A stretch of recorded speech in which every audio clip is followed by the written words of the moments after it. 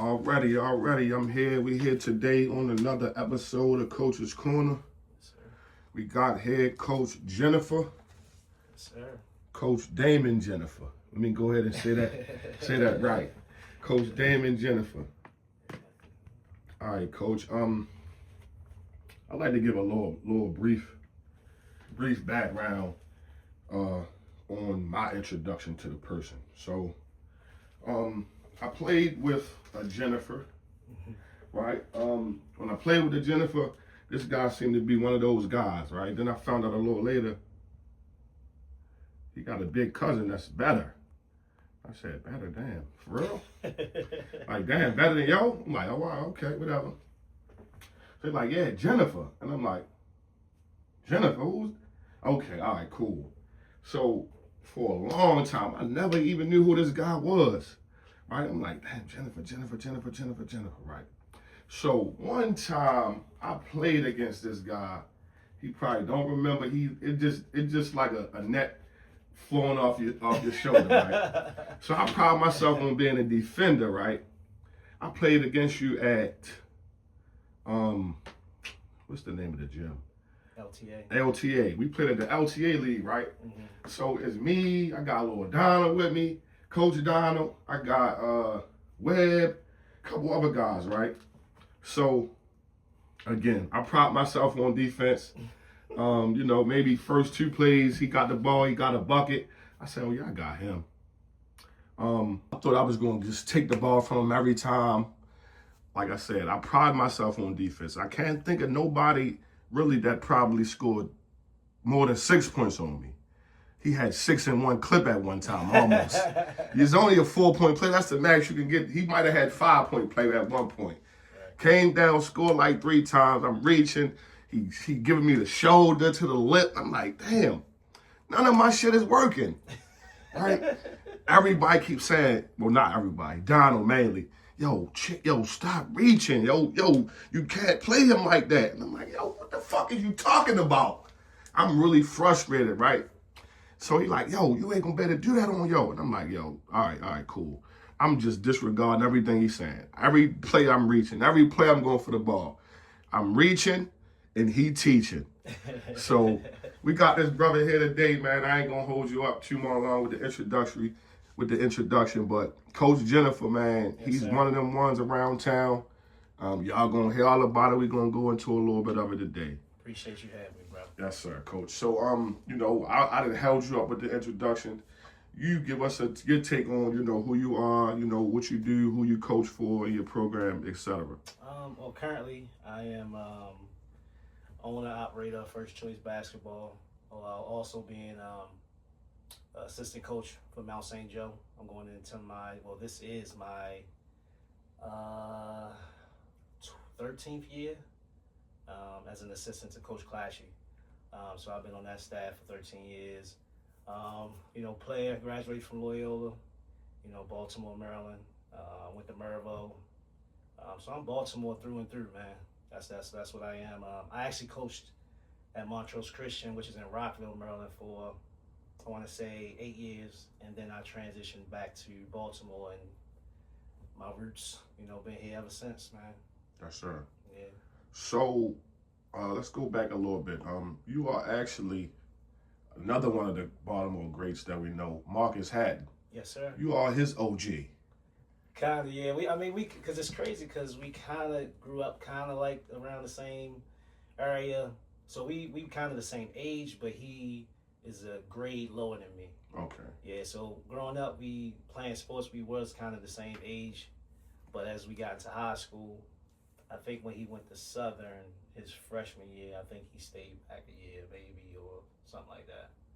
But whatever, yeah, that's I am considered probably his OG. Okay. As far as class wise. Okay. Yes, Far as age, we ain't gonna get you in too much trouble. Okay. Yeah. So we gotta go back to Lord Dame. We gotta go back to Lord Jenifer. Like I said, my brief introduction came from through your cousin and just hearing about that, man. Shit, he got somebody in his family that's even colder than him. Right. Well, the young Jenifer. I grew up over Northeast Baltimore. One of my closest friends growing up was Kevin Braswell.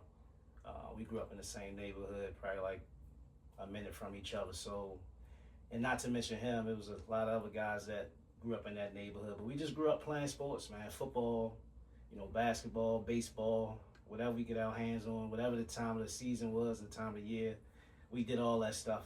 And as we started to get older, we kind of just like focused more on football and basketball.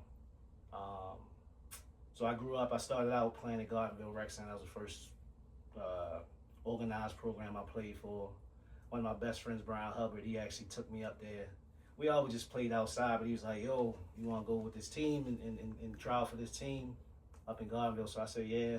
My mother, she wasn't really committed to the whole thing, so his mom and dad was the ones that, got us there most of the time and for every practice, and I made the team, and things just kind of took off from there.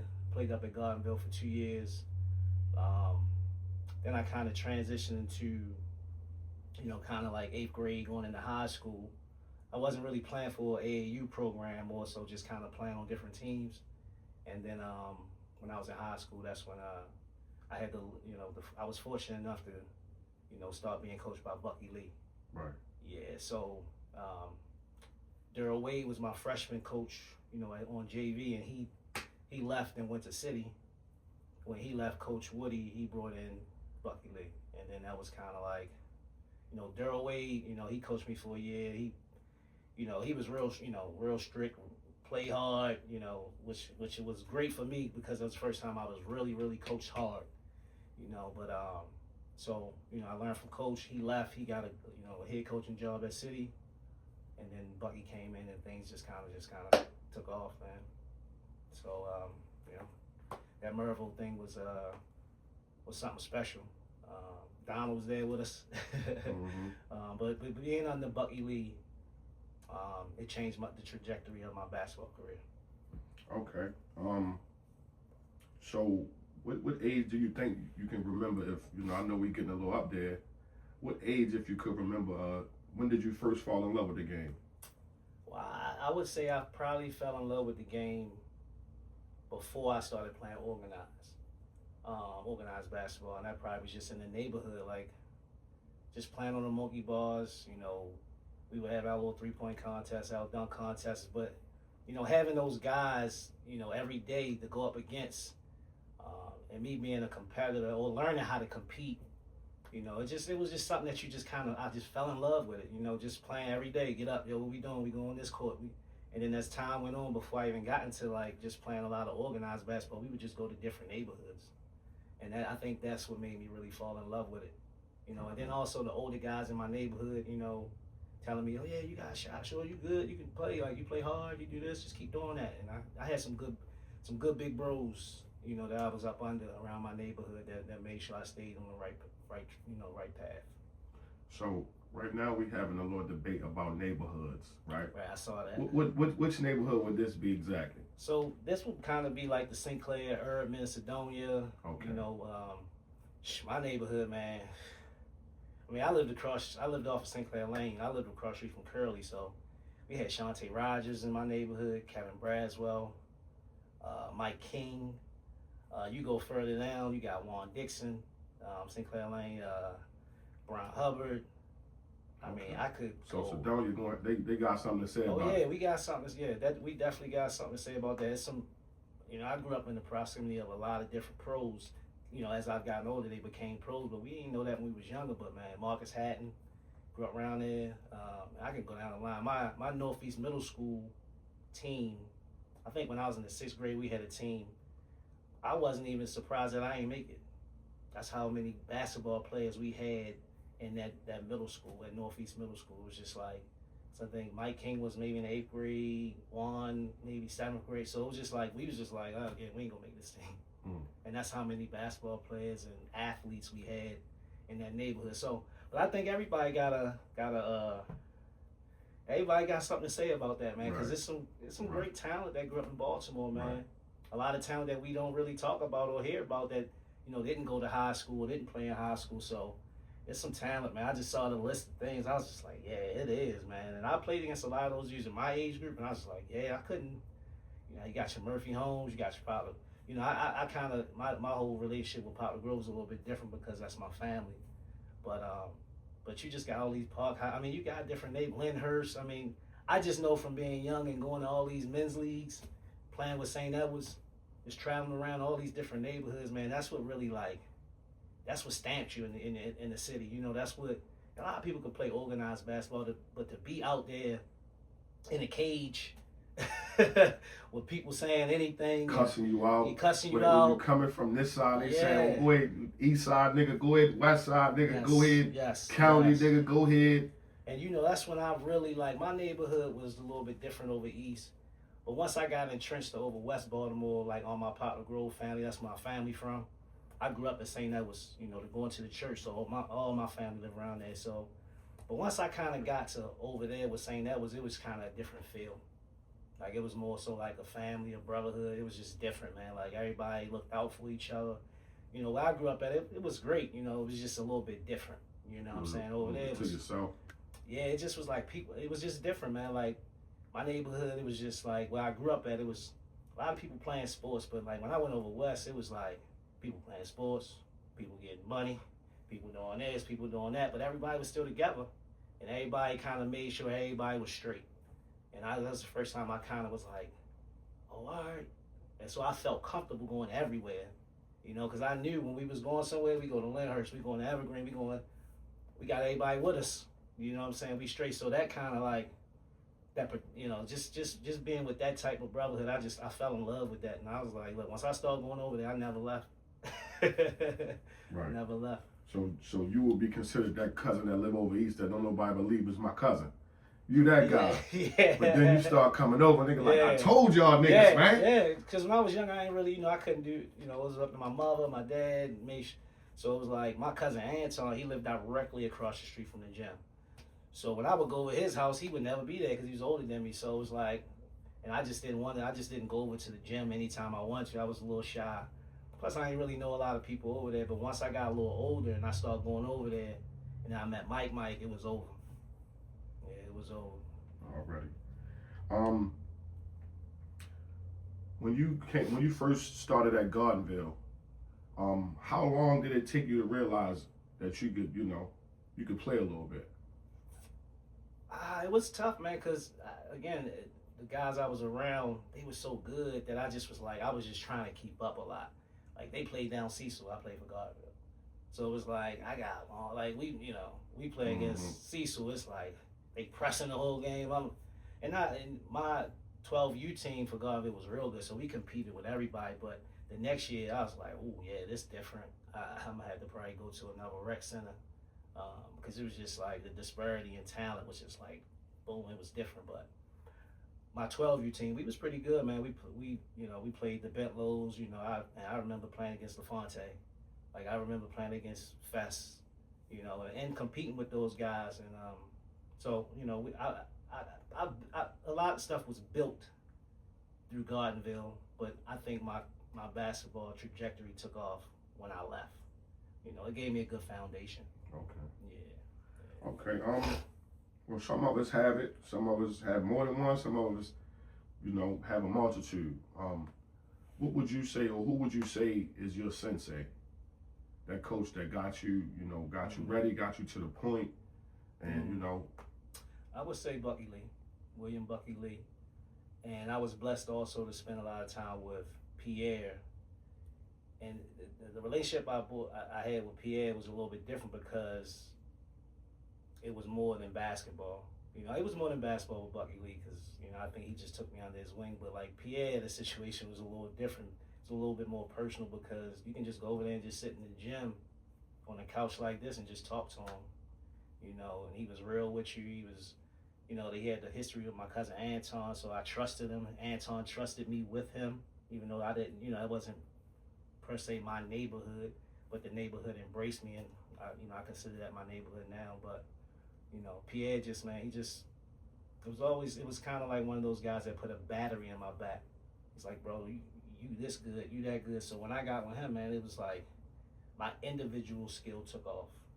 You know, I think Bucky, you know, he taught me how to play the game the right way, the fundamentals, and you know, stuff like that. But I feel like Pierre gave me a little bit more flair. And he taught me how to work out, you know, which I make money off of it now, but, you know, spending that time with him and Mike, you know, in the gym, late nights, just drilling and working on certain stuff, and then seeing it translate in real time was like, oh shit, like this, he know it, like he know what he doing, and I never forget like the drilling and the cheers and all that stuff. And if you was to come watch one of my workouts now, it would look the same. Just like Pierre. Just like Pierre. Okay. You know, it's kind of one of them things where, like, even with me, I missed my mark on certain things. I just feel like, you know, he missed his mark because he could have made a lot of money doing the training stuff. You know, a lot of money. He was so good at it, man. But his heart wasn't his heart. His heart was the neighborhood and making sure those kids like Mike had a chance. Okay, so we're gonna take this time, look at camera B. We're gonna let Pierre know, you know, the things that he helped you with, and you know how much we appreciate him. Absolutely. So, Pierre, if you're listening, I want to thank you, man, for just everything that you've done for me, for all the other guys that was in your presence. You are God sent. You're an angel. That's probably why you lived in the gym. Without you, man, I don't know where I would be personally, and I don't know where a lot of guys would be. Well, I do know where a lot of guys would be, and it wouldn't be with their families and things like that, man. You saved a lot of guys from prison, a lot of guys from a cemetery. So, you know, from my heart, and I'm pretty sure from a lot of people's heart, man, we want to thank you and let you know how much we love you. You know, this legacy that you left at St. Edwards, we'll never let die. So just want to thank you, man. All right. Shout out to Coach Pierre. Yes, sir. Let's take us back. Let's go back to high school. When you was playing at, you said 12, 14, your 12-year-old team, you at some point you had to leave, right? So when you left with Gardenville, where did you go? I just was kind of playing. I went down Chickway for a little bit. It was just kind of random places. It wasn't really nowhere, honestly. It was just wherever I could get in. But that was like my 8th grade, so I really didn't. It wasn't like, you know, like back then it wasn't AAU, wasn't right. Like you didn't have to, like it wasn't like a necessity. It wasn't really nothing. And it wasn't a lot of teams. Right. So it's like if you're AAU, like Cecil, Oliver, if you wasn't on one of them teams, it just was hard to be like, yo, I'm gonna go play for Oliver. Like it just wasn't working like that. So luckily, going to Merville and then having Bucky come there kind of opened that door for me. The way I didn't really, I mean, I had to go earn everything, but he brought me down there. It wasn't like I just walked in the door like, yo, what's up? Because, you know, he got his type of guys that he liked, so. Okay, and where did they see you at Gardenville? Nah, Merville was a school, it was my zone school, being from that area. The zone school actually was Lake Clifton, but I did well enough at Northeast Middle where you had to have a certain GPA to go to Merville. Okay. Like, so, you know, I put in for that, and a lot of guys in my neighborhood, Duncan Anderson, Damien Weaver Moe, Rod Farr, like a lot of those guys, you know, they the ones that was like my big bros, so they like, just come to Merville with us. So I went up there, you know, again, like it's a funny story, like Daryl, it was trials, and he didn't really know me like that. So I was just probably another guy, another guard. He was gonna cut me. It's like a story, like he was really gonna cut me, and luckily I had those guys that was like, nah, yo, he can play, yo, you just gotta give him a shot. Gave me a shot, and I ended up starting on the JV. And that was when JVs had juniors, sophomores. Like, you had to be really, so I got on, and we was pretty good because we had older guys. So for me to get on that team and then start, I was like, that was kind of like a big confidence boost for me. Like, all right, I belong here. Right. I can do this. And then he leaves, and he was like, yo, I'm going to the city. And I'm like, huh? All my friends still, my homeboys, my neighborhood guys, they still over at Merville. So I just stayed. Thank God I did. Bucky came over, and it was, you know. Okay. So that was at the trial period. Let's rewind a little bit. Let's go back. Let's go back to day one when I got my clothes out, got it all together. Right. I walk on the campus at Merville. Right. What's going through your mind as a freshman right there? Nervous.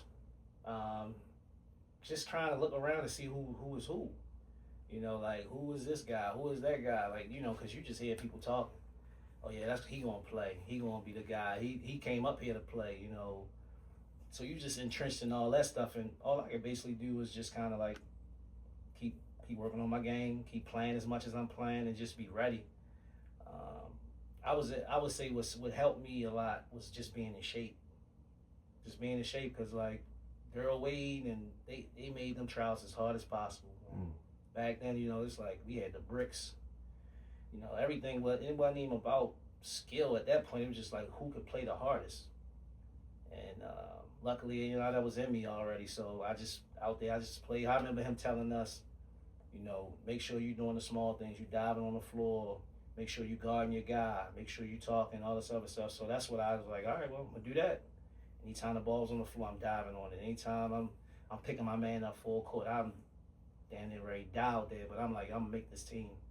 And I still almost got cut. Okay. Still almost got cut.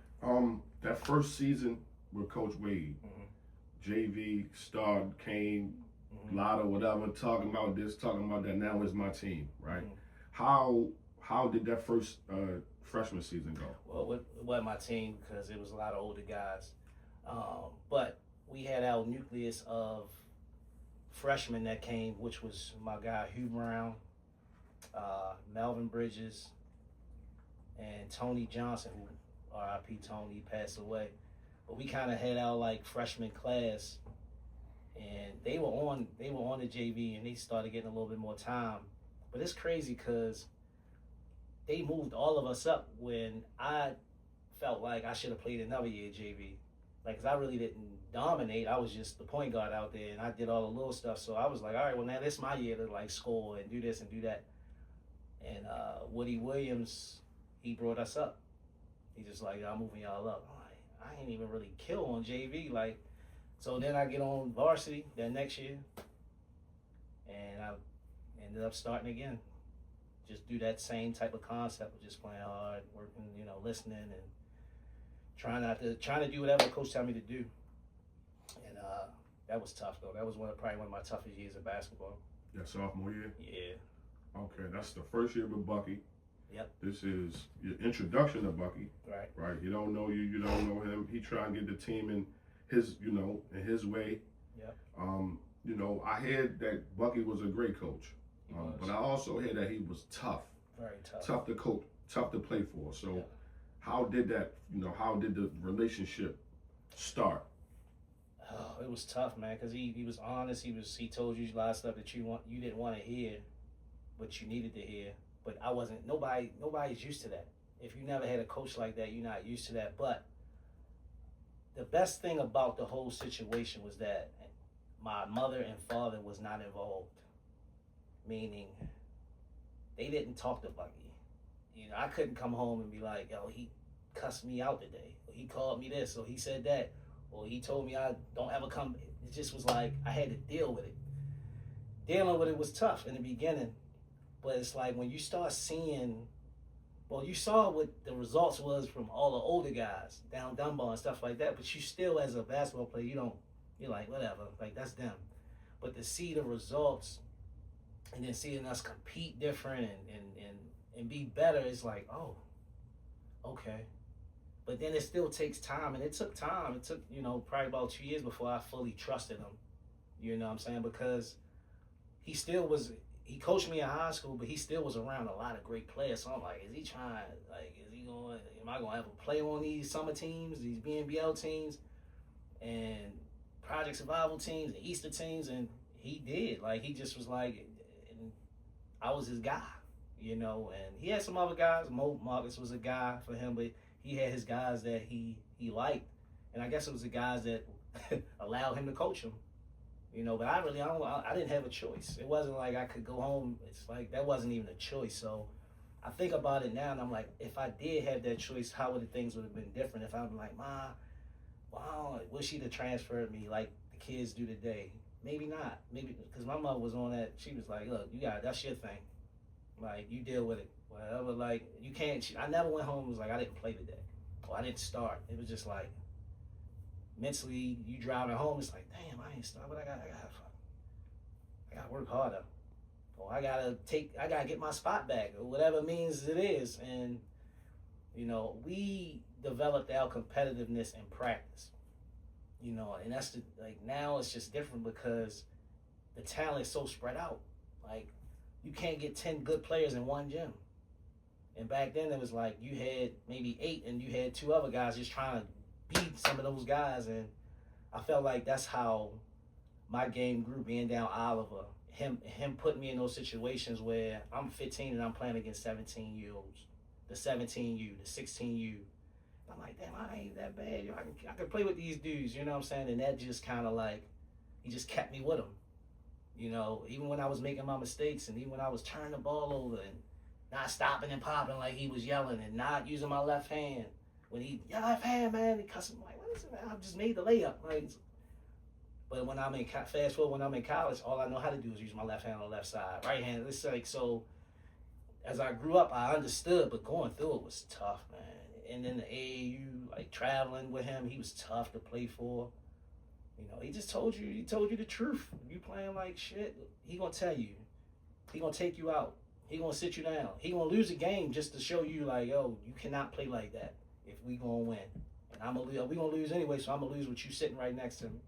You know, so that builds character. That built a lot of stuff in me that helps me even to the day when things don't go my way. I'm like, all right, well, that shit ain't that bad. You know, back then it felt bad. Over time, you gotta keep coaching you. Allow him to coach you. He says it to you. Allow him to say it to you. But take that and just let it be a drive for you, a motivation for you. And that's what I did, bro. Like I locked in. I'm like, bro, I'm tired of this motherfucker cussing me the fuck out. I'm tired of this motherfucker. And then it's like when I start seeing other guys that are really good, you know, me playing down Oliver with them and competing with them and actually being better than them, I'm like, shit, like the shit working. Like, and you don't really know it. You just like, damn, I'm on the same level as these dudes. I used to be like, damn, like when I was at Gardenville. You know, then I'm at Oliver Whitfest. You know, we playing against Cecil and I'm playing against Tay, and I'm like, damn, shit, like this is what that whole process was about. You know, and you don't know that you're going through it, but you allow somebody to take you through that process instead of, I didn't have anybody to fight him. You know what I'm saying? I had my cousins, Anton, my cousin Donald. He from over East Baltimore. He's like, yo, that's the coach for you. You got, and I'm like, he crazy? He's like, yo, he crazy to everybody. Just deal with it. And luckily I dealt with it, man. And it helped me. It helped me so much, man. And not just now in life, you know, just, I try not to have as many, I try to start my own businesses, but we all have a boss somewhere. So dealing with bosses that don't talk to you the right way, or you don't feel like the right way, or not respecting you, or they don't appreciate, I don't pay that shit no mind. And it comes from, like, you just gotta keep doing what you do, man. Just keep working. And I think that built that, you know, being around those type of coaches, Pierre and Buck, you know what I'm saying? And Daryl Wade. So. Okay. 2 years. So the first year, I'm trying to block out all of the tough love. Yeah. The second year, I'm starting to accept it a little bit, but when I get to the third year, that's when I fully embrace it all. Yep. Right? So by then, this was already your senior year. This is my junior year. Your junior year, okay. Junior year, and this one Mo come. Okay. So Mo's a sophomore, I'm a junior.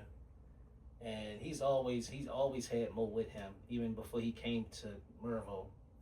So he would come up to school sometimes, but, you know, he would always be down Oliver playing with us. But when he came up there, it just kind of like, it changed the competitiveness of practice. You know, because they never really put us on the same team in practice. So, you know, I would probably have somebody like, it'd be me, maybe, let's say Donald. And because he's younger, you know, then he might have, it might be him and Toddy. You know what I'm saying? But I think that helped us, that helped the program, even the younger guys, because they competing against me. You know, Toddy competing against me, Donald competing against Mo. But yeah, the practices, having him come up there, just like, it helped everything, man. And it gave us a confidence. Like, yo, he can go. Like, he one of them, you know, and then to have him out there with us, man, and then just kind of blend in the way he did. Yeah, that was the start of something special for us playing in the backcourt together. Okay, so that first year that he came, how did the team do? We did better than a lot of Merville teams. Let's just say that. So we went down Dunbar, which was a big win for us. We never beat Dunbar. We went down Dunbar, beat Dunbar. And it just felt different because a lot of the games were good games that we didn't win, and it was like we were beating teams that we've never beat before, as a varsity. Because the JV teams were pretty good because we had older guys on the JV team, but we would be sitting in the bleachers in the Seattle varsity, lose by 15, lose by 20 against Southwestern, and it's like, so to be right there, beating those teams or just like right there, might lose to them by a couple. It's like, no, we doing all right. And then you go around the town and people have a different type of respect for you, how they talk about you, stuff like that. So you start believing it yourself. Y'all started to turn that corner. Started to turn that corner. And then we played in the summertime together, going into our senior year. We played AU together, Easter, Project, BNBL, all that. So I think just doing that for those 2 years with him, but 3 basically with that my class of guys, it just made us tight, and we just add him in there, because him and my guy Hugh Brown, they lived in the same neighborhood, so it was like it just kind of formed, and then it just kind of formed and took off. Okay. After that junior season, that was y'all was playing together the whole year, but I'm sure the senior season was much better with the cohesiveness. Some of the young guys came up. Absolutely. Probably, maybe Lil Don on them came, yep. Maybe Big Mark. Yep. Marcus. So it was like it was because that summer we had a great summer. So, but going into the year, we wasn't even ranked in the top 20. We was top 25, top 20 in Baltimore Sun, top 20. So we was like, huh. And then it started. We beat a couple teams early, and just kind of like we went to the mayor's tournament. Well, the mayor's, it was like 100 black men. They had a thing up at Cotton State, and that's kind of when we kind of like everybody was like, oh, they good. We sort of played Damien in them, Randallstown, but he got hurt playing Perry Hall like 2 days before we played them. So it was like, but they still was a good team. So we went up there, we kind of beat them, and then everybody, that was like on the stage. So everybody's like, oh, and then, just kind of go through that gauntlet through the city, and just kind of was knocking everybody off, just like, oh. So yeah. So when you went up Cotton, was the whole Grove out? Oh, for sure. They came that my senior year. I would say a lot of my junior year too, but my senior year, it was like that's when my cousin Anton was playing for CCBC. So it was like my whole family and the whole neighborhood. We was either going to Anton games, my games, so Mike games. So it was just a caravan of different. If me and Mike was playing at the same time, my cousin and stuff would come to my game, but some of the guys from the neighborhood would go to Mike game. But it was just like, it all worked. It worked out. It was just like a year. Just that year, my senior year was like a year of like basketball, bro. It was just like going to Mike games, going to my games, traveling up to Allegheny to watch Anton play. Him averaging. That was a year he averaged 43. I think Mike was averaging 28. 29, something like that. I was averaging like 23. And PA used to say like, man, I keep 100 with me all the time. I keep 100 in the clip. I keep 100 with me. I'm telling you, man, it was just like, because Anton, man, that was a fun time, man. And like, it was just all basketball, man. We wasn't thinking about nothing else. It was, they looked out for us. We ain't had to worry about, all the guys, y'all good, y'all can go shop, and y'all don't need nothing from nobody. Somebody come to y'all, ask y'all for something, work. Y'all got anything y'all need, just ask us. So it was like, we just really had to focus on basketball. Got that system. Yeah. Yeah, y'all, a lot of young men don't have that. But I do remember coming up, the special players had that. The special players had, they had the guys in the neighborhood looking out for them and get them some sneakers, get them some gear for, whatever was coming, the special ones, but the regular ones. But they knew, even like some of the ones, they wasn't gonna probably look out for you like the good ones. But if they knew you wasn't one of those guys that should be out there, and you was with us, they gonna probably look out for you a little bit, not as much. Right. But they gonna make sure you doing the right thing and not, oh nah, this ain't for you, shorty. Like nah. But if you good, they gonna, like, back in the day, they made sure you ain't touched that corner. You wasn't doing nothing you supposed to do. If you did it, that was because you wanted to do it. Right. But the OGs and them guys, man, they made sure you had what you needed. Yes, sir. And that's lacking now. Yeah. I mean, it's I wouldn't say it's just more the parents now. You know, it's like the parents of, you know, back then our parents were like, we outside. So you kind of like, you had to make, you know, if you had, you know, those type of male figures in your life, nah, shorty, then that's probably what you wasn't going to do. Now, on the other hand, you might have some that's like, yo, take this. You want a couple of dollars, then you got to do this. On our hand, luckily, the guys from our neighborhood, man, they saw talent. And they knew, like, they had enough young guys that wanted to do that. And they saw, like, oh, nah, shorty, you got some talent. Let's focus on that. And that's a blessing, man. That was a blessing. Yes, sir. So shout out to those OGs, man. Yeah, man. That show love. Yeah. Coach, what moving into the senior season, after that was complete, you know, what was the outcome of that? Going into my senior season? Well, the season, your senior season, the outcome, the playoffs. So yeah, we had a great year, man. Up and down. Did some things that we like never did in probably Maryville history. We beat Lake Clifton 3 times in 1 year. We won a couple different tournaments, but like being able to win a regional championship, you know, to put that little banner up, to go down to state, to have that experience, obviously to fall short, but to have that experience, it's like when you older now, man, that's like those experiences, like those are things that you remember and you keep with you. Like me and my classmates, my homeboys, we talk about Oxon Hill. We lost to Oxon Hill, which is a great team, and we was outmanned, but you know, they had Mike Sweetney. You know, we ain't have no Mike Sweetneys in Baltimore City. So we go down there, bro, we was just outmanned, and they just wore us down.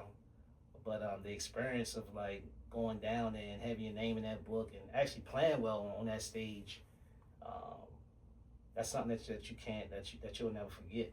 And like you see these kids now, they just play so much basketball. They go to so many tournaments. It's like, what are going to be their memories of this basketball thing? Like, you know, my memories are good things. Like, is it going to be something bad for them because they have so many things going on? But you know, just to go through that experience and go down there and like, you know, leave that legacy that, you know, I can, you know, having that great senior year, you know, people still talk about it to the day. You know, I always tell kids, I'm like, bro, no matter where you play pro, no matter where you go to college, bro, everybody from your town only remember you from what you did in high school. They don't care about how much you averaged in college. If you ask somebody right now, name all the teams San Crisel paid for, they wouldn't even be able to tell you. But they'll tell you he played down Dunbar. He was a guy. So it's like, I try to tell these kids now, like the legacy that you leaving in high school, try to leave a banner. Because you're going to come back 10 years from now like, damn, no, I'm the only one that didn't get one of them. Or I go to Maryville, I watch Maryville on YouTube when they playing against other teams. I can still see the banner up there. I can say that I'm a part of that, you know what I'm saying? So it makes me feel good. But yeah, congratulations on your banner. Yes, sir. So after this season, or you know, moving forward, you wind up going to Loyola. Yeah, funny story. I got my scholarship offer from that game.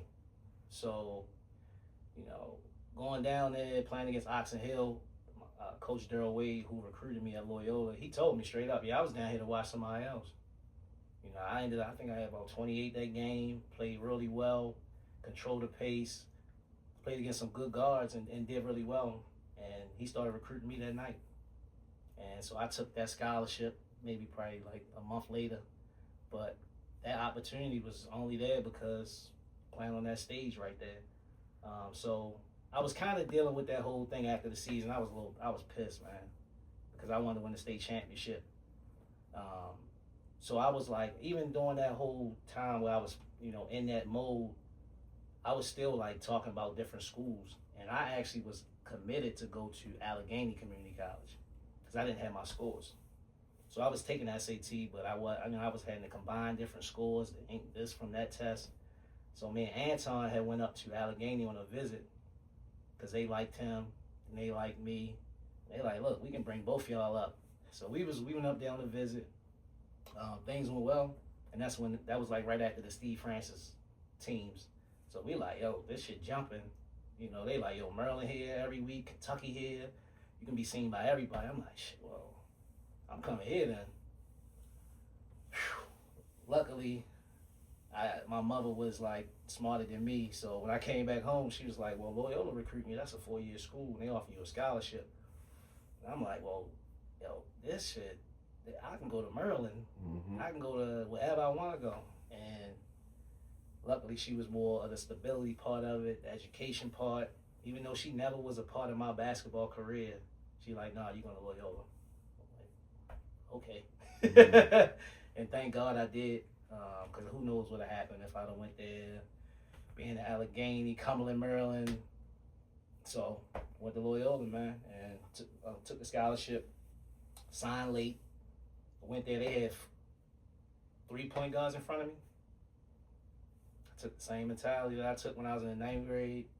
Same mentality I took when I was a sophomore, moved up to varsity. I'm just gonna I'll work everybody, and that's what I did. Ended up starting again. Okay. So as a freshman, yep. When you say that you lost in the state playoffs, right? But it devastated you. Yes. About how long did it take for you to get over that? Or, you know, you may not be over it still. I'm over it now because I won so many championships coaching basketball, but you know, it took a while, man. It took a while because I mean, you don't know how to deal with that type. It's like my career was over. Like it happened so fast, man. It's like you have so much fun, you build a brotherhood with all these guys, and then one day it's over. Like, and we wasn't expecting it to be over that fast. It was like, because that game, we played well. We was winning basically the whole game. It's just like, when you go down there with 7 guys, my team was great, but going down there was just different level. So we playing the short bench, and they got 10 dudes. They subbing 3 at a time. Oh, I'm like, man, it's another guard. Man, it's another dude. And over time, they just wore us down, bro. It's like, at the end of the game, you could feel it, too. It's like, and on this big-ass court, it's just like, damn, bro, you felt them walking us down. We was up by like 12. It was just like 8, 4. It's like, what the fuck? It's like 2. Then it's just at the end of the game, it's just like some things went their way more than ours. So you gotta live with. After that game, when you lost, right? Mm-hmm. Was the devastation about the game, or was it more with the uncertainty of what was going to happen next? I think I felt like I let some people down, maybe. But the disappointment of not finishing something that we felt like from our 9th grade year we was building. And it was like, oh, it's rolling. It's like going in the right direction. It's like every movie don't end the way you're supposed to end or the way that you think it's supposed to end. But, you know, I feel like for the program it was a win. I think kids start looking at Maryville a little bit different, you know, and a lot more kids start going there. But going through that, man, it was tough. It was tough. But yeah, I would say it took me until I kind of got into that college mode of like, all right, well, you're going here now. It's like, all right, like I gotta move on from that shit. But it was tough, man. It was tough. Okay. Going to Maryville, like we said, going to Loyola, like we said, kind of with the Maryville. How was that walking on campus first day? First, you know, you said you signed late. I signed late, so I never really went on a visit. My visit was in, I want to say, the beginning of the summer. So, you know, I didn't sign until I graduated. So that was like after like mid-June. So I went to visit Loyola early June. They was already gone. So campus was quiet. Mm-hmm. So my first experience was when school started. And it was like, it was a culture shock. It was a culture shock. It was uncomfortable. I had never been in that environment around people that, you know, I couldn't relate to.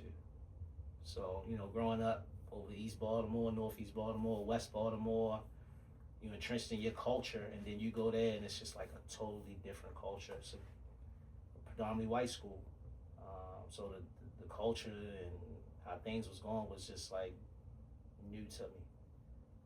So that was the biggest adjustment going there. It wasn't even the basketball stuff was kind of like the outlet. It was like I know this shit. I'm comfortable here. I just got to work hard. The school, the social life, and the academics is what I had to get used to because at Maryville, academics wasn't a priority, to be honest. Baltimore City Public School, then going to a liberal arts, high academic school was like, whoa. So yeah, that was the culture, the academics, the whole deal. Like I called my mother, was like, I was straight up, bro. I ain't gonna lie to you. I was like, yo, I can't. This shit ain't. This ain't gonna work. Like, ain't no way. Like I never wrote a paper. I barely used a computer. Everybody was using the computer. Everybody was like, I'm like, nice with click, click, click, click, click. You know what I'm saying? So it's like, I was kind of embarrassed. I'm in the computer lab, everybody in there. I'm like, I don't even know how to write a one-page paper. So, fuck the basketball. It was more so like, I have to figure this out, bro. If I'm gonna stay here, like I gotta really. And I had to learn how to ask for help, which I never had to do for as like other than sports. To go to a person that you don't know and be like, yeah, I don't know none of this. It's like that was very humbling for me. So my experience at Loyola, especially my freshman year, was very humbling. Very, very, very humbling, man. It was different. But I adapted really well. Like I've pretty much done my whole life, whatever environment I was in, and I adapted. So I had to adapt to it, or I wouldn't have made it. Right. I wouldn't have made it. I definitely had a similar experience to you in college. I went to Frederick Community College to start, strictly white, if not 99%, maybe 99.1. Right. But definitely can understand. So you said, like I said, basketball was your outlet. Was there any other aspects of this new life that you couldn't really or was hard navigating through early on? Because I know as time going on, we find different outlets and different ways to cope. Whether they be positive or negative, right? But we got to get through it because we adults now, right? Like you said, outside of the choices, as far as going to that school, your parents weren't really involved too much, right? So I guess the question that I'm trying to ask is, outside of basketball, what else kind of helped you get through that time? Ooh, I would say family. My cousins, that's when my cousin Ricky, my cousin Anton, my cousin Donald, just my family was big in that aspect because I wanted to give up. Like I wanted to, and it's like, nah, this is a part of it. Like this is normal. Like just focus on, just keep doing what you're doing. Don't worry about nothing else. And it was kind of hard to not worry about nothing else because I'm in Baltimore, but I'm not in Baltimore. Right, I'm in this little village, but I'm like, I can get out this month. I can just go home. And their whole thing was, nah, staying there. Nah, stay there. Like I remember my cousin Ricky. I called him one time, and he's like, I'm like, yeah, I might go out to this little bar, like with my team. He's like, go. I'm thinking they're gonna be like, you gonna be hanging with the white people? He's like, nah, go. I feel good with you being there. I understand that you're safe. I'm like, and I looked at it, and I was like, it made me think, like, all right, they okay with this? Like they. Because that's one thing, like, as you grew up in the inner city, like, you don't know how people going to take that, you in this environment, oh, yo, you switching up, oh, yo, you got, for them to embrace that and come up there sometimes and be like, yeah, we would, yeah, you know what I'm saying? It made my transition, or once I kind of got over the initial uncomfortability that comes with that, I kind of every year, I became more comfortable. My academics got better. Socially, I opened up a little bit more. And time went on, like it became a better experience. And I learned a lot. And a lot of people, the word code switching and stuff like that, being able to be in every room and fit in, like I learned that there. And as an adult, that's important. That's right. So this transition from, boy to manhood, You know, with us black men, it's not always easy. Nah. It's not always smooth, and you know, just like you said, I had to come through some of the same, you know, or we had to navigate some of the same peer pressures, the same, you know, I wonder if everybody's gonna still love me if I go this way and go in this direction. I mean, I remember going to school, like I said, to a predominantly white school, and my aunt, she actually took me to school, right? But I'll never forget what she told me. She said, "Don't bring back no white girl." Yeah, that was like a thing back then, and it was like, because you would see athletes on TV getting in trouble, you know, they like the Mike Tyson thing that was big during that time, where, you know, it's just like a lot of stuff would go on with athletes and, you know, those type of women that wasn't good, or it was on the news that wasn't good. So our parents or our aunts, and they grew up in it, they like, look, I think more so they, instead of that, they wanted us not to get in trouble, but they didn't know how to say that. Right. That was just the thing to say. Don't bring that, because if you probably did, they probably accepted it. Right. Right. But my question for you is, did you have the same type of pressures? Absolutely. Okay. Absolutely. I mean, that's being, you know, being on a basketball team, you are one of the popular persons, you know, and then as you know, me, I began to embrace that social life a little bit more. So I'm out more. I'm meeting people. Right. I'm around those people. Summertime, I'm going to my roommate's summer house, you know, to spend the weekend there. So I'm experiencing a lot of the social life that comes along with that. And I'm just like, you know, I'm getting comfortable with it.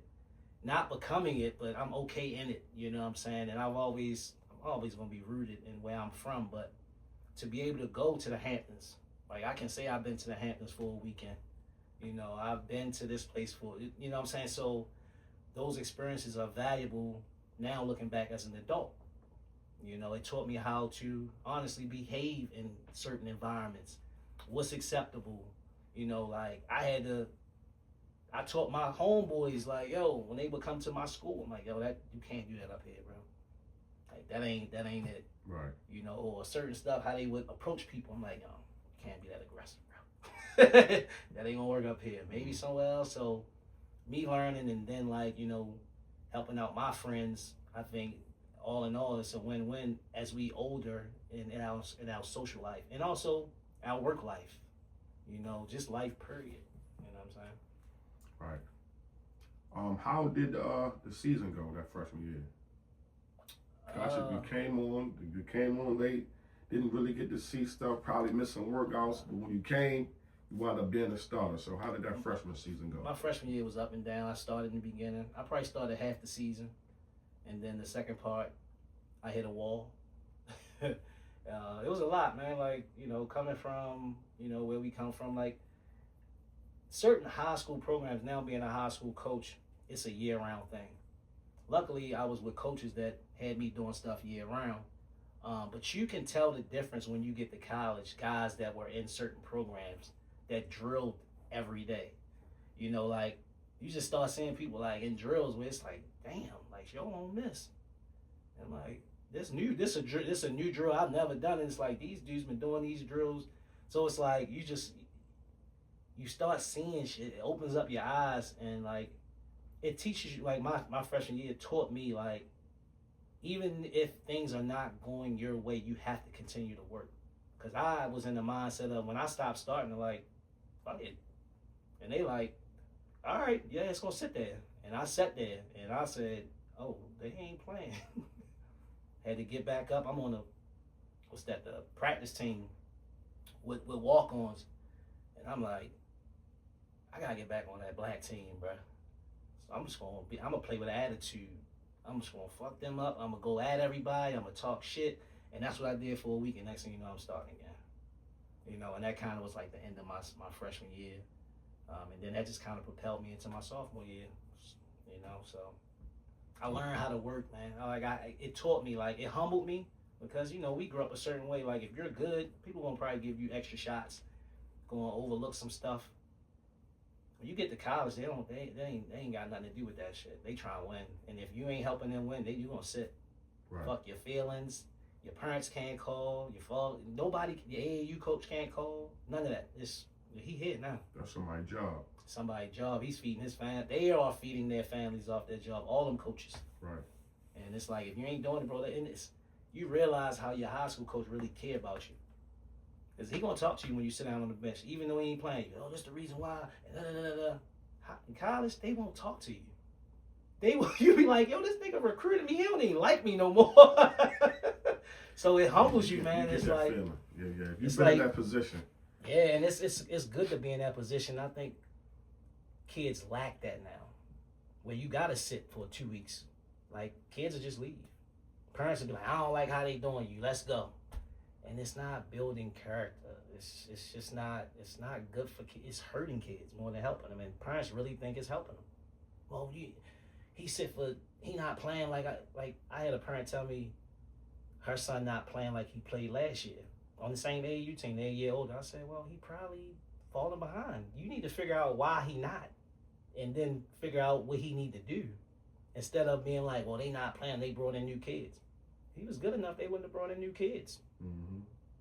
But it's just like they just in the way. Like, they in the way of learning principles and like integrity. It's just like the character building is gone, man, because these parents are just like, they stopping it. Yeah, I remember when we was little, I told somebody else this on the interview. My parent came to 1% of my games, if that was one, and then that was the one was White Lock League. We was in the hood. That was we lived across the street from the basketball court. Right. So they didn't really come to the game. Nah, they was gonna be outside drinking with their homegirls anyway. Right. And they just so happened to see me playing, and okay, oh yeah, Junior playing right now. I tell everybody, L games at Maryville started at 3:30. My mother didn't get up till 5, so she wasn't taking off. Let me know how y'all do. Mm-hmm. And that was only game she would make it to is if we played outside of that schedule. But she wasn't changing her schedule. She was like, yo, just let me know how y'all do. Mm-hmm. Every once in a while she would catch a game. If we played later, like we played up at Cotton and stuff. But if we played at 3:30, 5:30 over Southern, she ain't coming down. She not. It just was how it was back then. Like, I hate to say it like that, but you ain't see a lot of parents at the game. Right.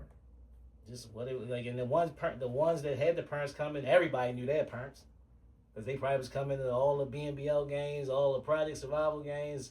It's those parents, but like my parents, they. So now that you said it, let me ask you this question, because I felt a certain resentment. Mm-hmm. Did you feel a resentment for those kids that their parents was at the game all the time? Or was it just not because I mean, it's support. It's like they supporting you. You like, man, I wish my mother was here, but it was like, it wasn't like, I don't know if it was resentment or more so like looking at them and then admiring it, because most of the time it was the 2-parent household, right? So it's like, and I ain't had that, so it was just like, man, like that's what's up. Like, but it's more so I don't think I ever looked at it like, because my family supported me. But they just, when I was younger, they didn't come to a lot of games.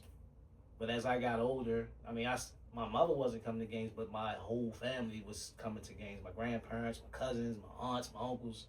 So I feel like I still had that support, but my mother just, it wasn't that important to her. Right.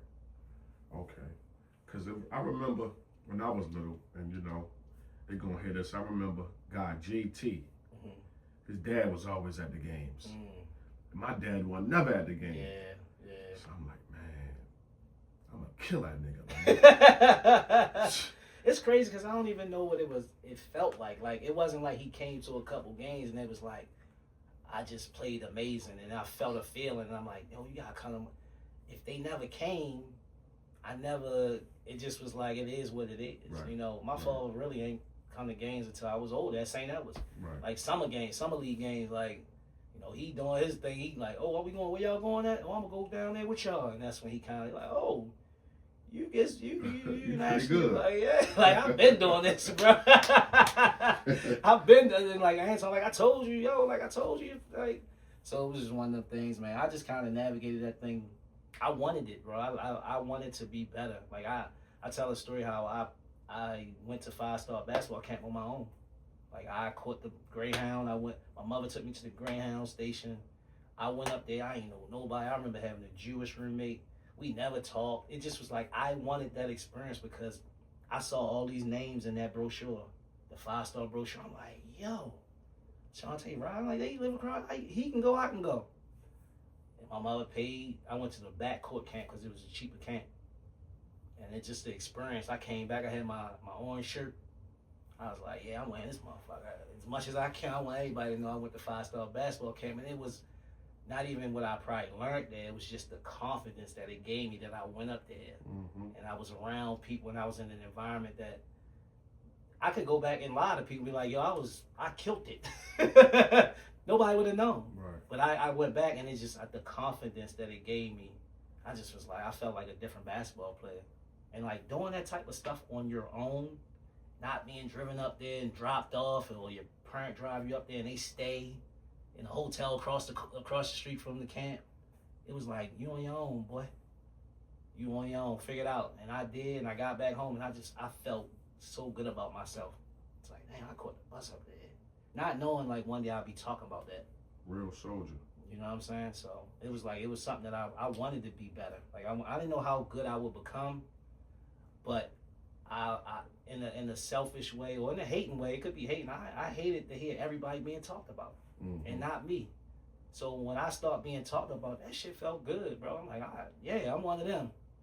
Where we going at the hoop? I'm fucking somebody up today. Like, the expectation for yourself was raised, you know what I'm saying, by everybody being like, DJ, yo, Jenifer, yo. It's like, shit, when I go places, I gotta stand up to this shit, you know what I'm saying? Then summer league shit, we going around all these different neighborhoods. You got all these niggas putting batteries in your back. It's like, shit, I can't let these niggas down. Right. Like, you know what I'm saying? Like, so, you know, it was a great experience, man. Great experience. Okay. How did you finish up? Because you know we know you went on later to do some pro things. How did you finish up at Loyola? My junior year. I would say my best year at Loyola was probably my sophomore year. That's when I averaged the most. That's when I felt more so comfortable out there. And then after my sophomore year, in my junior year, I got hurt my junior year. Tore my meniscus probably like a month and a half before the season ended, and I kind of rushed myself back, bro. Because I just was like, yo, like back then, like you wasn't okay with sitting. Like, cause I felt like it was a spot, that was my spot. I felt like my team needed me. I was a junior, you know, whatever. I'm the starting point guard. So I rushed back, and I think, you know, I kind of aggravated a little bit more. So it kind of set me back going into my senior year. I still had a pretty good senior year, but I didn't feel as explosive as, you know, I was my whole career, and I'm a right-handed player. I'm a 1-foot jumper, and I hurt my left knee. You know, I figured out how to play around it, but it was just something that aggravated me my whole senior year. And I had a pretty good senior year, but not as good as I expected, and we didn't win a lot. So for me, it was like it was a failure to me. Even though like a lot of people, like guys on the team was like, nah, bro, like we looked up to, it's like, but I wanted to win, especially going out. You want to win, and I was new coach my junior year, so they recruited a bunch of new guys my senior year. So I was out there with like 4 freshmen, and it's like it was frustrating, bro. But I fought through it. And I was a leader. I did things the right way, you know. So it was like one of the things where it's like something you had to go through. It was a humbling experience, you know. And then from there, not winning kind of shoots your confidence a little bit. So it's like going into the pro thing, I'm like, I could go figure out some pro stuff overseas, and I still had to do 2 classes. So I'm like, do I leave and come back a couple years? I'm like, bro, the money wasn't jumping out there like that for us, the pro things. So I just went back to school, finished up my 2 classes, graduated in January, but walked in May. But during that time, when I'm getting my 2 classes to graduate, I played on an exhibition team. That was my first experience with playing pro, where we would, back then you go around, you play all the college teams before they get into their schedule. So back then it was like, you didn't play against other college teams like they do now. Your exhibition schedule was like, you would play 2 exhibition teams with pros and older guys, and then you would go into your schedule. So I played on one of those teams where we would just kind of travel. We played St. Bonaventures one night. The next night we go on here to play this team. So we went around, and it was cool because I was making like $600 a game. So it was cool, good experience. And I still was in school. And then I finished up. Then I had that whole kind of like from February to like the summer, you know, linked in with some guys, worked out a lot, played a lot. Then had the opportunity to play over in Germany. Not a lot of money. It was just an experience. Came back, you know, had some stuff on the table for some Australia stuff. Never worked out. But while I was waiting for the workout, my homeboy was coaching. I was like, bro, I'll just come up here and help you and just continue to work out. And it was at a school called Beth Philo up in Pikesville, whatever. It's a Jewish school. And time went on, and we in December, and I'm like, bro, like, I gotta get a job. So I started like substituting there. So then I called up one of my old coach, Daryl Brooks, the one that recruited me from the Oxon Hill game to Loyola. And he was working in DC, and he hooked me up with a guy, and then that's how I got kind of my situation at Montrose Christian. And so I started that situation, and that's when the whole basketball pro thing kind of took a back seat to me coaching. And I felt like, honestly, and I don't mean to cut you off, I felt like I loved it again, because that whole experience, like, not having a good not having a successful senior year as far as wins and stuff like that, then kind of having that situation with exhibition and not, like, going right to being a pro, you know, it just kind of was like, like, what? And just like, so the coaching shit, it was just like kids was listening to everything I was telling them. They're like, oh, no, you was good. You could. So I'm like, all right. And then I went down there to that situation in Montrose Christian. I was just like, I was around pros. Like, my first team down there, that's the team Kevin Durant was on. So I was like, oh, I can do this. And they respected me. I was telling them little stuff that I learned in college, point guard stuff. And what year was that? 2005, 2006. Okay. That was what, his last year? That was the senior year. So I was done. I graduated Loyola 2003. That 2003, kind of 2004, 2005, I was kind of figuring everything out. And then I went down. That's when I went to Beth Philo. The following year, I was at Montrose. Okay. Gravis Vasquez. Right. Adrian Bowie. Katie. Man, it was crazy, bro. And I just was like, and they told me, they was like, we can't pay you to coach here, so, but, you know, this is going to be a great experience. And I was just like, all right. And then from that point, the whole coaching thing and the training thing kind of just like evolved into it. Okay. Yeah, that was that transition from playing into coaching. Okay. Tell us what it's like coaching a player like Kevin Durant.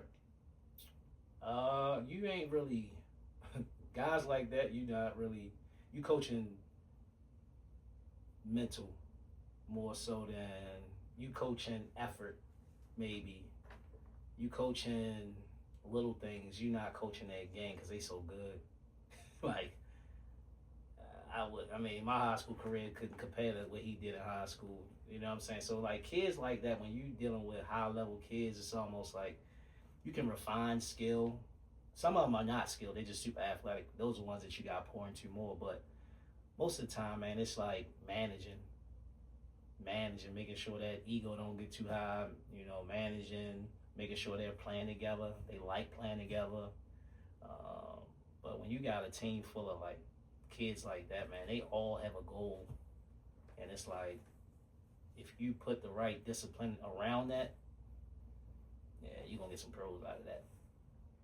Okay, so we could say Kevin Durant was the top dog. Of course, we know.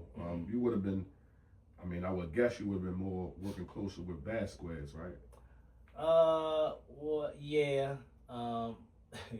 He was more of a combo, but he loved to have the ball. He didn't start. The reason, it's funny talking about Gravis.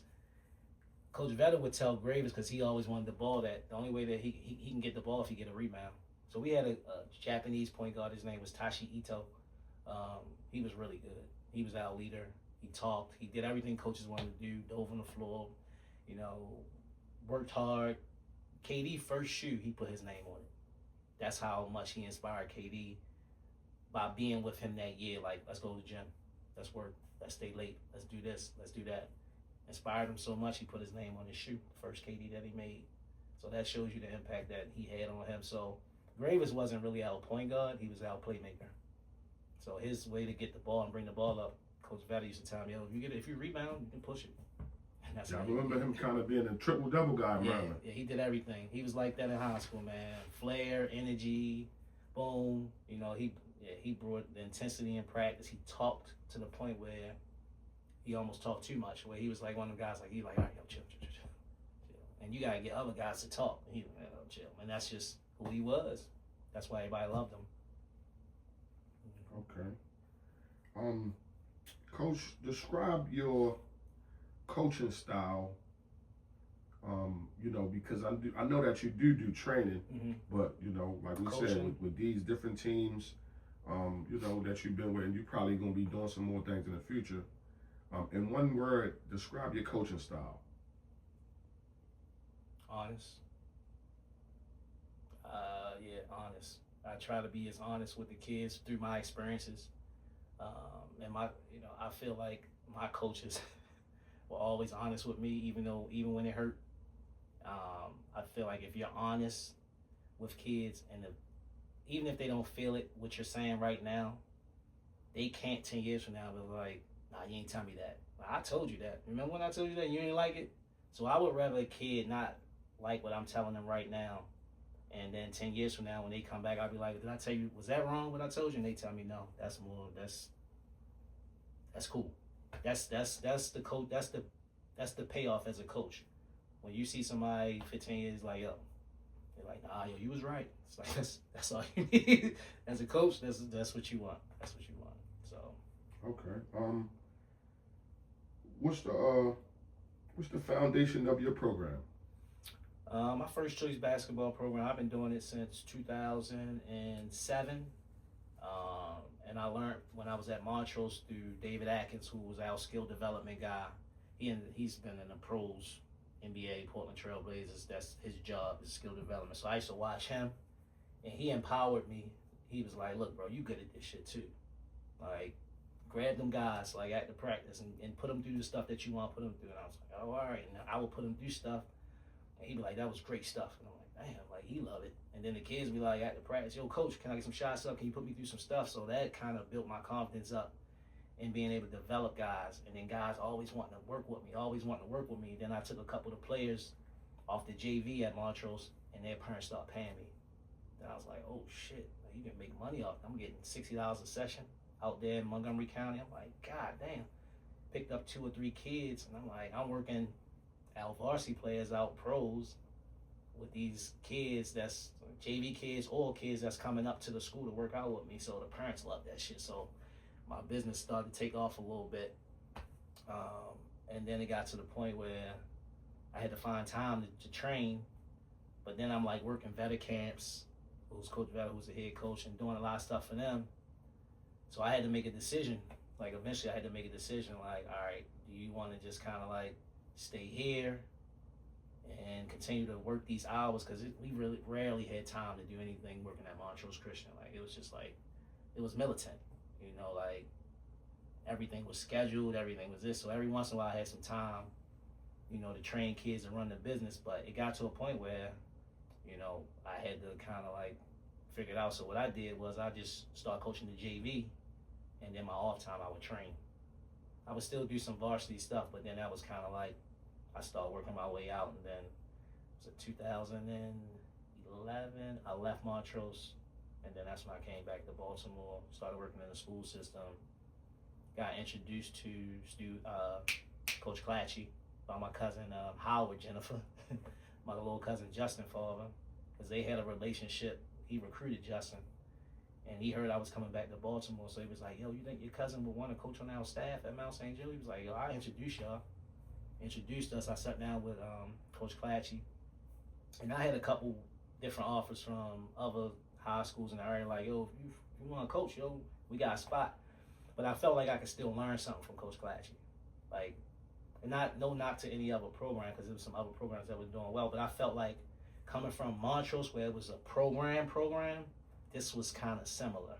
It wasn't as strict, it wasn't as strenuous, but it was still a program that was a winning program. I'm like, yo, I can just kind of just jump right in that and kind of like fit in, and that's what I did. And I've been there ever since, winning championships. Yes, sir. Howard Jenifer, Anton Jenifer, Damien Jenifer, Keith Jenifer. Any more? Any more Justin. about Jenifer? Justin Jenifer. We got the girls now. So we got Courtney Jenifer. She plays for Pikesville. Courtney Jenifer. Yeah, that's Anton's daughter. She's doing really well. Number 1 team. Actually, Anton got a couple kids playing. He got Sasha, Isaiah. So he got 3 of his playing. It's a couple of my other little cousins playing. So Martinet, he plays for Mount Carmel. His last name not Jenifer, but his mother, that's my first cousin. So Martinet and his little brother, they both play varsity for Chase. They both play for Mount Carmel. They guards. So right now, it's probably them 2. That's from our bloodline, from our family. That's hooping in that scene. Yeah, that's about it for us. That Jenifer family. Okay. All right. So somebody gonna be mad. Who's the best one? We got Anton, Damon, Keith. Mm-hmm. We got Howard, Justin. Out of all these games, all these championships, all these different styles. Right. Which one would you say is the best? I would probably say I would say Anton, because that was the one I was looking up to. But I feel like all of us were different in our own right and kind of played in our own, I guess, generation. Mm-hmm. So I always try to say, like, we all did what we were supposed to do in our generation. So we all represented. So I would say to me, the best one probably would be Anton. But Keefe was so skilled in certain ways. And Justin probably, out of all of us, probably was the most skilled. Because I think we all kind of poured into him a little bit. Like what I knew a little bit, Anton knew a little bit. So I probably would say, outside of me, Anton. Okay. Yeah, for sure. Okay. He probably, I would say, out of all of us, he's definitely the toughest one. Okay. Yeah, for sure. And Anton wound up playing at BCC? He played at BCC, and then he left there. I think he went to Catonsville, then he went to VCU, then he went to Morgan. I think the last place he played was at Morgan, because that's when we played against each other. Okay. Yeah, that was the last place he played, Morgan. Okay, and when y'all played against each other, how did that matchup go? I won. Okay. I won, but my college team was probably better. We played in the Battle of Baltimore. Right, at Morgan. Okay. Yeah, what was that game? I think that time was at UMBC. Okay. But we played it every year, so they would just switch venues every year. Right. But yeah, we played them up UMBC, and we fortunately we won that game. Okay. What would you say, or who or what would you say shapes your coaching philosophy? Bucky. But learning from Vetter, I learned a lot of stuff from Vetter, Coach Preet. Those are Coach Atkins. Those were the guys from Montrose that I kind of, the discipline, being organized, writing a lot of stuff down. Just the organization and the discipline I learned down there. Coming up here with Clatchy was a little bit different. He's a little bit more laid back, but still was successful. So you kind of take those 2 guys, well, Brian Hubbard too, that you take a little bit of bits and pieces from them. But like a lot of my coaching came from the way Bucky coached me and the way Daryl Wade coached me and the way Pierre coached me. I felt like those were the guys that got the most out of me by being straight up honest with me. I'm gonna tell you the truth, and some kids don't like it, parents don't like it a lot of times, but my goal is to, like, whether you take it how you take it is the truth. Now you can get pissed off and you can want me to shut up and shut me up, or you can get in your feelings, you can take it personal, and you cannot get better at it. It's up to you. But I try to just tell kids the truth and be honest with them, so that I can say, yo, I did my job. Now what you do with that information is on you. Even with parents, I try to be as honest with parents in my assessment of their son and where he can go. I'm just being real. Like, I'm looking at everything that I've learned over time. His size, his length, how's he making shots. I'm putting all it together, and I'm just going to give you the honest truth, and some parents don't want to hear it. Right. What would you say is the biggest misconception about coaching? That you don't like a kid, that you coach hard, when it's the total opposite. You know, it's like, if I'm yelling at your son, it's probably because I want him to be better, not because I don't like him. Like, as coaches, I've been there, like, just St. Joe, I've been there 13 years, so I can't even tell you how many kids I've coached from St. Joe. You say 10 every year. I mean, some stay, some go, so just say over 130 kids. I've never left that school like I hate that kid. I've never left that school, or that kid's left that school and come back and I'm like, I'm not speaking to him. Never, because it's never personal. Right. It's those guys, I just felt like those guys back in the day, and I'm an old school guy, they did all that and they got the best out of guys. It separated you, it let you know if you wanted this shit or not. Like, when people are hard on you and people you're going to tell you, it's like, nah, this ain't for me. There's a lot of guys that basketball wasn't for them. And they found out they would be down St. Edwards, and they like, oh, nah, nah, I'm cool. Mm-hmm. And that did that. But now it's like, if it's hard, I just go somewhere where it's easy. You know, so I can still believe I'm a baller, even though probably not. But it's so many avenues and outlets that everybody think they can play basketball now. Right. So. Chucking up threes. Yes, Lord. What makes a player coachable for Coach Jenifer?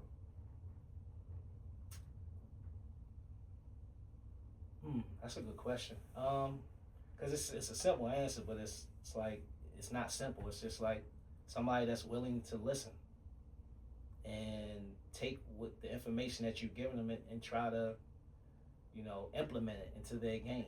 That's it.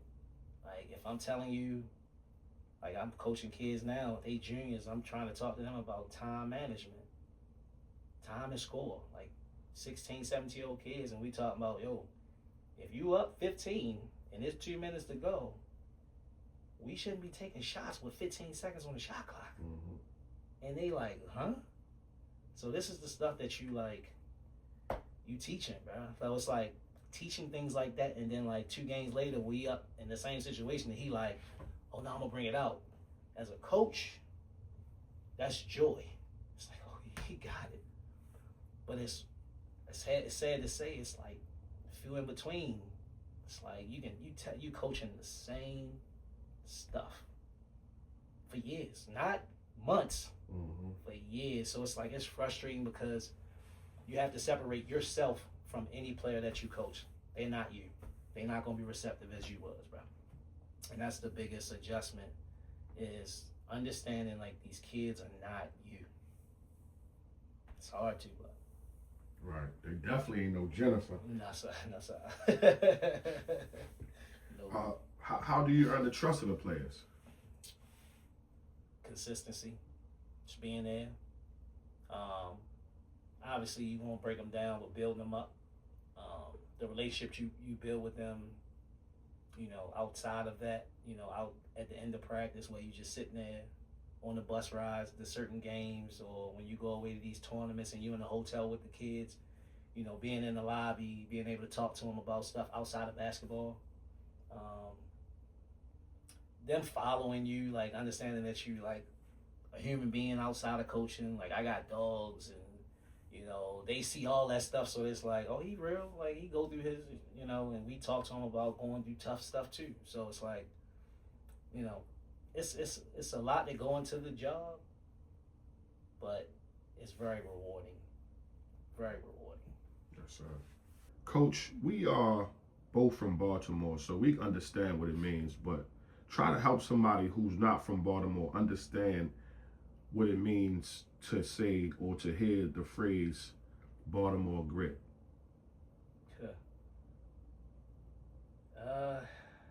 It's just a different type of toughness. It's something that's developed.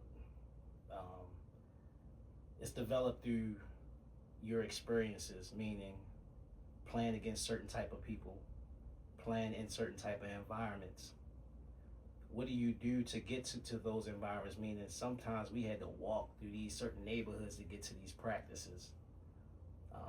We used to catch hacks to games, right? We had to sit there on this. So it's like having to do all of those things just to do something that you love, that develops the grit. Not having people tell you what you want to hear. Sitting down on the bench for 3 weeks, and not having somebody to whine to and have to fight through it. And whether it's fighting in practice, whether it's whatever you got to do to get your spot back, that's the development of the grit. Going through tough times and being able to get up like we talked about earlier, that's the grit. Things not being kosher in the household, meaning, I'm going home. I know some people that when they was younger, they didn't have a bed, right? Their bed was on the couch. That's developing the grit. You take somebody like Mike, the example, I ain't gonna lie, man. When I met him and I heard his story, I was like, what the fuck? Those type of stories, those type of experiences, my grit might be from something else, but he developed that grit by going through that. I could have developed my grit by somebody constantly telling me, you have to do this, you have to do that. That's not the right way to do it. Being in a family like that, that develops your grit. Them not allowing you to do certain things, like, nah, yo, don't do that. That's not what we do. Holding you to a standard. All of those things, and there's probably a few things that I'm missing, but those are the things that help you develop that Baltimore grit. Yes, sir. So, beyond your playing days, and you may, have some personal, accounts for this question I'm going to ask you, but define some wins and losses outside of your playing days or post playing. Outside of basketball? Yes, sir. Some losses. The biggest loss for me probably was me losing my mother. 2023. It's only 3 years. April the 1st. So yeah, that was outside of everything. That's probably the biggest loss of my life. What was the other? The wins. Wins, yeah. Wins and losses. I mean, just being able to be having a successful small business. Honestly, like being able to pour into kids as long as I've been able to through the training. I just be like looking at the throwbacks on Facebook. Like it's like 12, 13 years ago, I was selling socks. I was doing camps. It's like, so to carry that on for as long as I have, I feel like, I've done something pretty good. Like, and I feel like that's a win for me, but also my community. Because I've been able to, employ people. I've been able to provide basketball training and camps for kids for free. So I would say that's probably my biggest win is being able to, I see people with this, on IG, so just having that legacy, I feel like is a win. I don't really focus on like playing now. I hear people talk about it a lot, but I prefer to talk about my coaching career more than playing. I feel like I've impacted more people by coaching than playing. Like playing, it was me, my family, they loved it. But coaching, like you got kids that's grown up now, like you helped me, or kids that's in college right now, So it's just like being able to impact more souls. I feel like first choice basketball is a win for me. Already.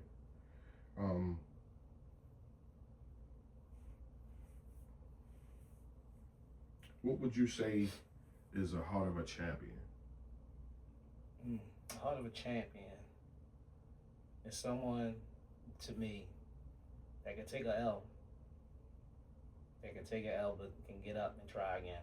Like, it's that simple, bro. Like, being able to to lose and get back up. It's tough for a lot of people to do that. So just by doing that and getting up and trying again, I think you'll win. You're a champion that way. Alrighty. What's coach's go-to saying? So you had championship squads. You had some, I'm sure, some development seasons and some seasons where may not been what you wanted to be. But what's one of those messages that one of the players can say? Yeah, this coach gonna tell us this in the huddle. Coach gonna say this. So what's that go-to message that coach uses to get his players going? That's a great question, because like it's so many different players, right? So it's like it depends on the kid and what they can kind of like, what's their threshold as far as like pushing them. So it kind of it's different, but mine is so like pushing you.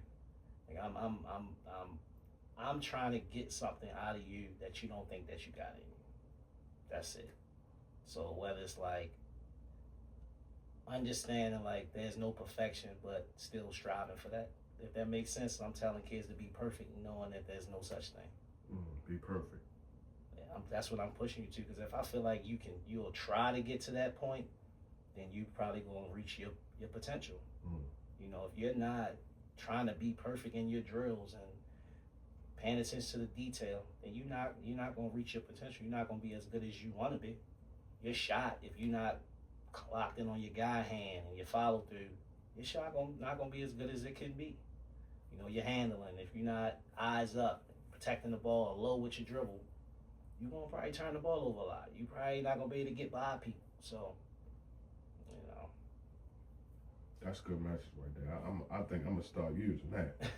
Be perfect. That's even though what can you be more than perfect? Even though there's no such thing. Right. Damn, I like that, coach. Tell us about a game that you wish you could have back. That I played in? Either played or coach.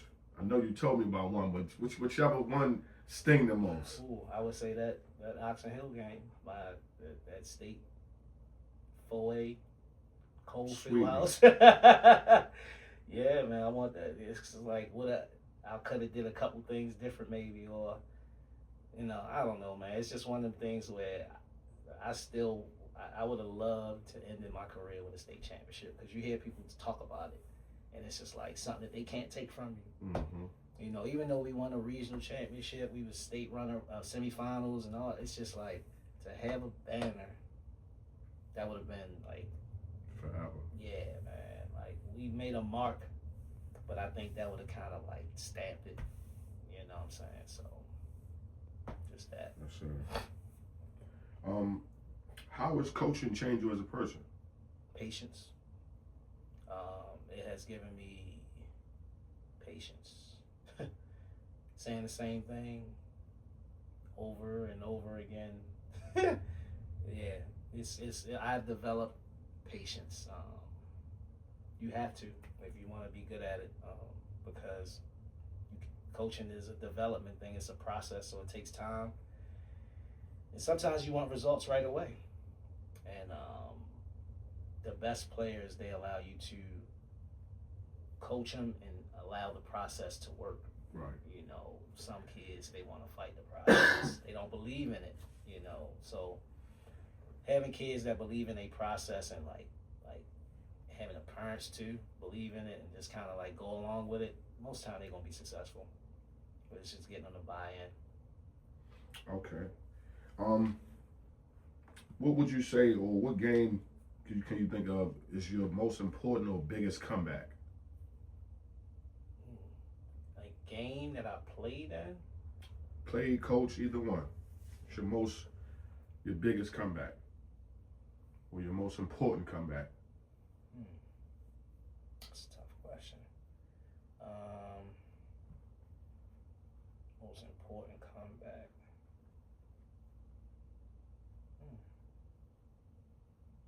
It's been so much basketball. I would probably say, as a coach, honestly, last year was probably the worst season we had at Mount St. Joe. We had 4 kids transfer. We had to move 2 JV freshmen up to even just kind of compete when the previous 11 years we won. So last year was tough, going through having to play with younger guards and go through bumps, and like every gym that we went to, and this is no lie, and it's the first time I ever felt this, I didn't know if we was gonna win or not, no matter who it was. You know, no knock to any teams, but there'd be certain teams in our conference and the MIAA or the BCL where we like, as long as we do, we supposed to be good. Last year I didn't feel that. And that was tough. And just to like lose the games that we lost and how we would lose them, and you can't do nothing about it, it was tough. So coming back this year, you know, we kind of implemented some things in the summertime for us, our younger guards getting in the weight room, you know, just changing up a little bit of stuff that we were doing, and guys being older this year. You know, we 22-5. So it's like going through that last year and then being able to, all right, take the lumps, go through the process. Because in previous years, bro, we really never had to do that. Mount St. Joe was built on a great JV program and a great varsity program. And as 2 are going out, 2 are moving up. And when that didn't work out the way that we were used to it, whereas though these guys weren't what we expected them to be, we have to bring up these guys earlier than we want to bring them up. So bringing them up and then getting your head, it's like, how are we ever going? And it's like, you don't think that you ever going to win again. Right. If that sounds weird, it's like, because you've never been through that. So coming back this year and reestablishing our program back to that standard is a win for me. Okay. Did any new players come in? We actually guys got older. We did bring in a kid, Saxon Simile from Gonzaga, but the core group of our guys, BJ Ranson, Chauncey Word, Aaron Early, Zeke, all those guys got a year older, and they stepped up their game. So this year, you know, we're competing better. We beat a couple teams that we lost to last year. So bouncing back from that humbling year last year into having a competitive year this year has been so refreshing. Yes, sir. What was your proudest moment as a coach? Oh, proudest moment.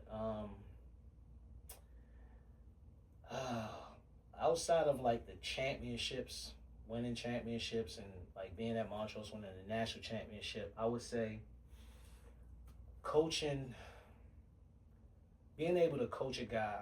So I coached a kid, and to the day he's like one of my, we lock man. I call him my little brother, Justin Anderson. So I remember getting Justin Anderson, him coming into our gym when he was 13, 14. He was young, raw. And this is after me being at Montrose for 4 or 5, maybe 4 years. So I established myself. I was confident in what I knew. And I met him. He was super athletic, but no skill. And I remember his dad's like, yo, that shit, he take care of him. Like, it's like, nah, he with you. And unfortunately, I was on that staff. I was young. I was black. I could relate to the kids, but I also held him to a standard. It's like, yo, make sure my son good. All right, because he could have went to any high school he wanted to. So I took that kind of personal, and we worked, and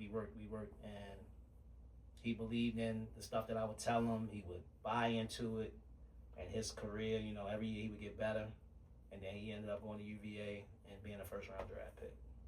So to be able to pour into a kid on a daily basis, not just basketball, but personal stuff, like he looked up to me because I was from Baltimore. He's like, yo, you from there? Like, yo, take me there. So I would take him, bring him to Baltimore, introduce him to all my family. He's been around my family. So we built I've been around his family. When he made it, his first camp that he ran as an NBA player, I directed the camp. So, you know, to have a kid that you pour into, you know, make it, and then come back, you know, and like, not, because I have a lot of stuff going on, but just include you and stuff and show his appreciation.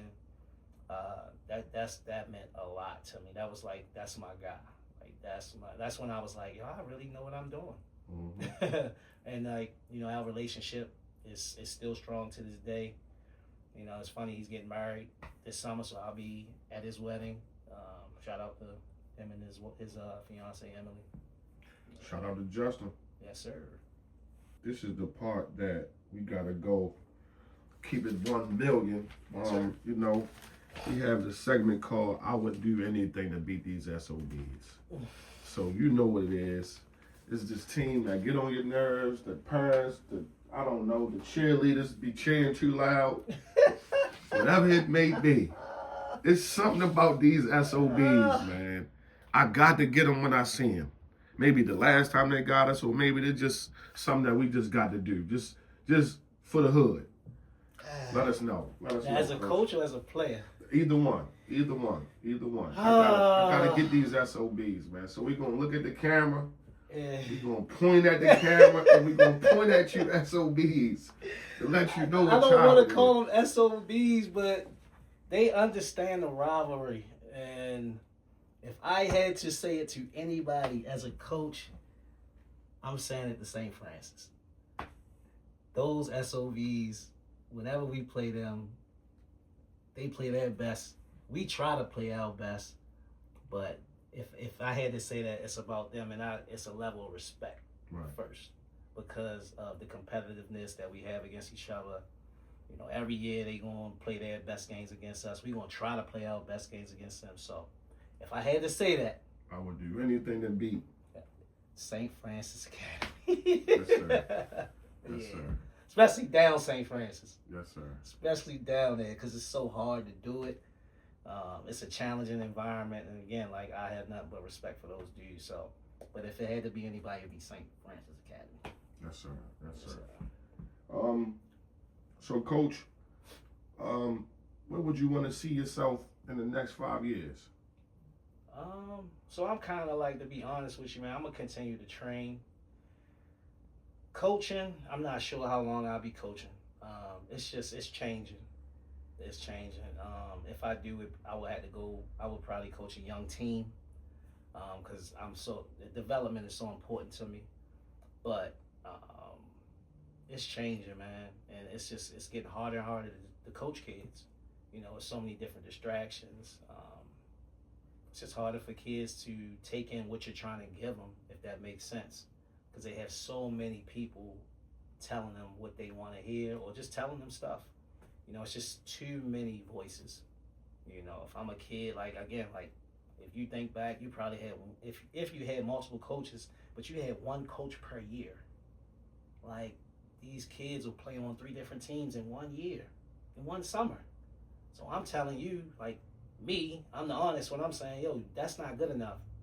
But somebody else that's just happy to have you on their team is like, yo, no, that's great. That's amazing. So when we fighting, and you fighting me because somebody else told you it was great. So that's the toughest part about coaching. And I don't think it's getting better. I feel like once the money got involved, especially with the AAU circuit, that's not AAU, let's say youth development, it's just not pure. So as far as coaching, I probably will kind of step back away from coaching. I will continue to train, but in my mind, bro, I'm trying to set up this retirement, bro. I done started dealing with, being able to run my businesses and camps. I've been able to venture off and do stuff outside of basketball, so I've been able to invest in real estate, buy some properties, because again, like, bro, I'm only getting older, and coaching, you standing up all day. Like, I'm thinking about, my quality of life as I get older, and I've given a lot to basketball. So if I do ever step away, I don't think I will regret anything. I've coached NBA players. I've played at a high level. I think I'm highly respected on both levels, as far as a player, as far as a coach, as far as teaching the game.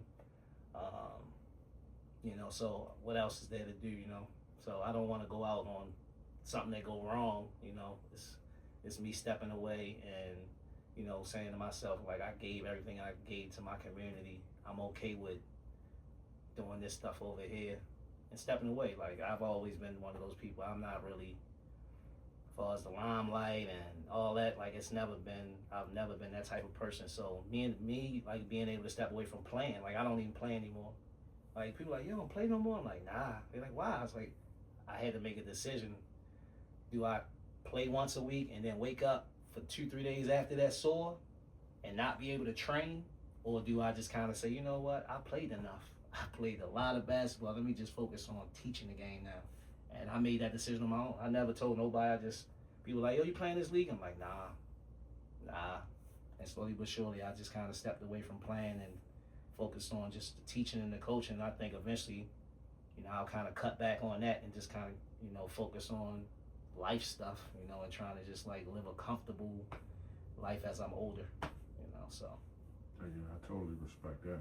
Yeah. Man, you make You me can, think. I mean, you can do it your whole life, I but grew up. I just now grew up a little bit. That last question. Damn. yeah, man. So it's like, basketball.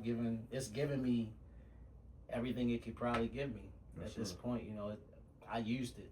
I've been able to travel the world. I've been able to, everybody. Because a lot of people get this shit mixed up with. It's like I can only make money off of basketball by playing. And I've learned that I can make money off of basketball by teaching it. So that was a blessing in itself to be able to use something that I love to do, and it don't take that much effort and get paid to do it. So, yeah. Yes, sir.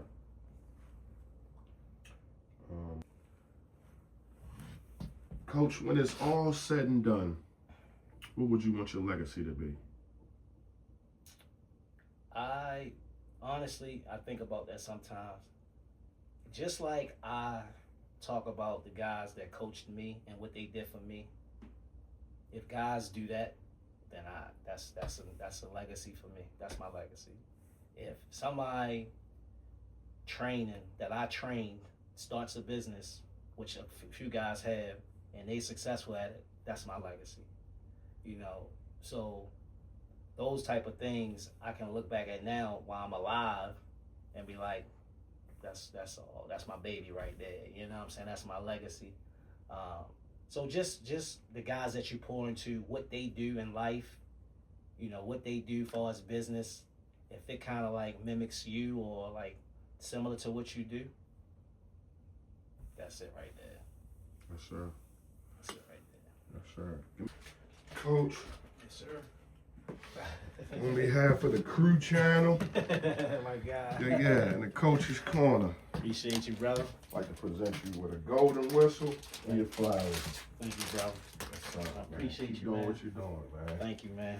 I appreciate you. Yeah, let me get a picture. Yeah, let me get a good one for you. We gotta put this on. You can do whatever you need to do with it.